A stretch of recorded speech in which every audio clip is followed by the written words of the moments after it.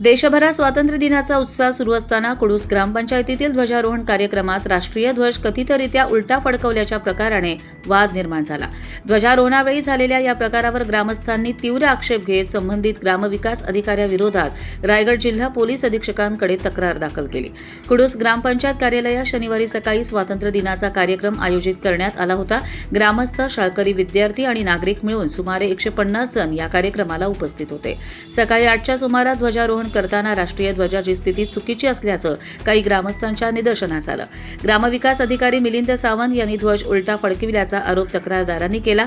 या प्रकाराची उपस्थित नागरिकांनी तत्काळ दखल घेत आक्षेप नोंदवल्याचं ग्रामस्थांचं म्हणणं आहे। त्यानंतर ध्वज सरळ करण्यात आला, मात्र काही काळ राष्ट्रीय ध्वज चुकीच्या स्थितीत फडकवला गेल्याने उपस्थितांमध्ये नाराजी पसरली। विशेषतः स्वातंत्र्य दिनासारख्या राष्ट्रीय महत्त्वाच्या दिवशीच हा प्रकार घडल्यानं ग्रामस्थांनी संताप व्यक्त केला। या घटनेची केवळ प्रशासकीय चूक म्हणून दखल न घेता राष्ट्रीय ध्वजासंदर्भातील नियमांचे उल्लंघन झाले का याची सखोल चौकशी करावी अशी मागणी ग्रामस्थांनी केली आहे। दोष निश्चित झाल्यास संबंधितांवर कायद्यानुसार कारवाई करावी अशी मागणी देखील तक्रार अर्जातून करण्यात आली आहे। दरम्यान या प्रकरणामुळे कुडूस ग्रामपंचायतीच्या स्वातंत्र्य दिन कार्यक्रमातील ध्वजारोहणाच्या पद्धतीवरही प्रश्नचिन्ह उपस्थित झाले।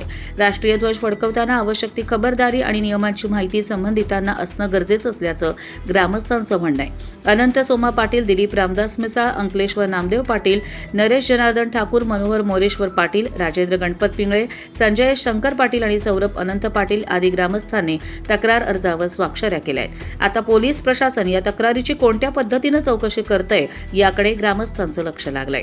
कर्जत लाईव्हसाठी अमोल कुमार जैन, रायगड।